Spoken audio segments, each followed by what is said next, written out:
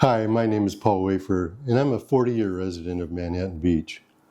Over the past 2 years, I've spent many hours reviewing Manhattan Beach's budgets, audited financial reports, city council actions, staffing levels, and department performance measures.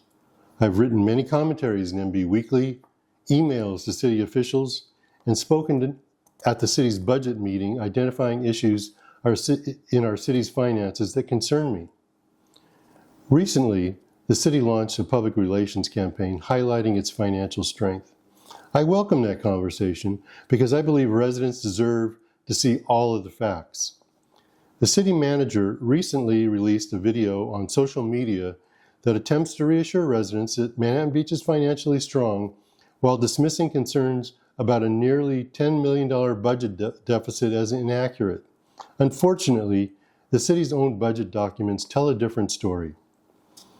The adopted budget projects $199.6 million in revenue and $212.6 million in expenditures, a difference of roughly $13 million. Calling this a reduction in reserves rather than a deficit doesn't change the mathematics.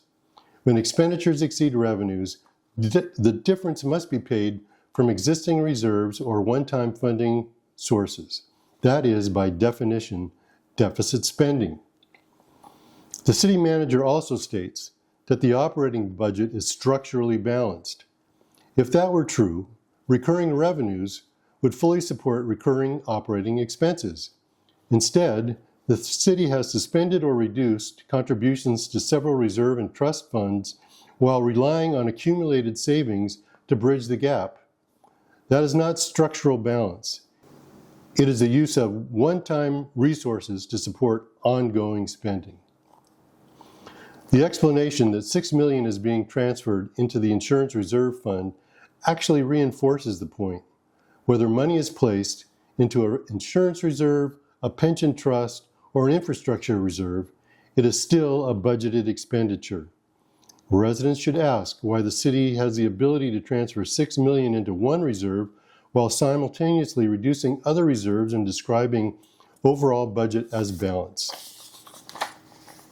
Likewise, the city's adoption of a different accounting presentation recommended by its auditors has no effect on the city's underlying financial condition.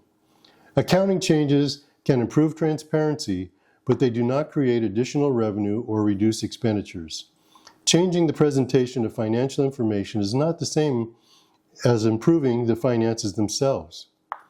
The city's continued AAA bond ratings are certainly positive and reflect Manhattan Beach's long history of strong financial position. However, a AAA rating is primarily a measure of the city's ability to repay its debt, not an endorsement of current spending policies or annual budget decisions. Many governments with excellent credit ratings still face budget deficits because they possess substantial assets, a strong tax base, and significant reserve levels accumulated over many years. A AAA rating should not be used to dismiss legitimate concerns about current fiscal trends. The more important question is not whether Manhattan Beach is financially strong today. The real question is whether the city is moving in the right direction. Over the past several years, city spending has grown significantly faster than inflation, staffing has expanded dramatically, and reserves that took years to build are beginning to be used to support expenditures. Those are trends that deserve serious discussion, not dismissal. Transparency means more than publishing over 500 pages of budget documents online. It means candidly acknowledging when expenditures exceed revenues, explaining why that is happening, and presenting a realistic plan to restore long-term structural balance without asking taxpayers for additional taxes or fees. Residents deserve that conversation. This week, MB Weekly will start publishing my 6-part series called The State of Manhattan Beach's Finances. I hope you will take the time to read it and learn where there may be opportunities for improvement. Thank you.